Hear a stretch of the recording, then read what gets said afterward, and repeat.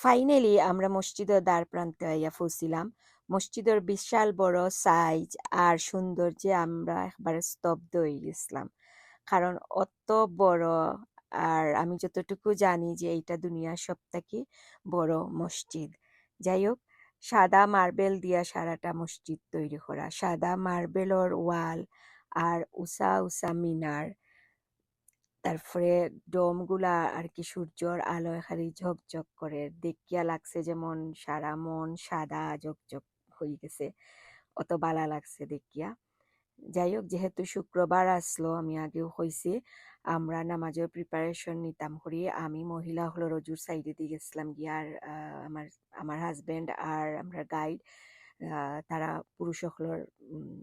পুরুষ হকলর দিকে গেছেন কি। যাই হোক, আমি আমার অজু ডান করিয়া আহ, একটু সবর লাগি রেকর্ড করলাম। অজুর স্থানটা অত সুন্দর করিয়া বড় বিশাল ভাবে বানাইয়া তৈছে। অনেক মানুষের আনাগোনা হইলেও এখানে কোনো ভিড় হওয়ার কোনো সম্ভাবনা নাই।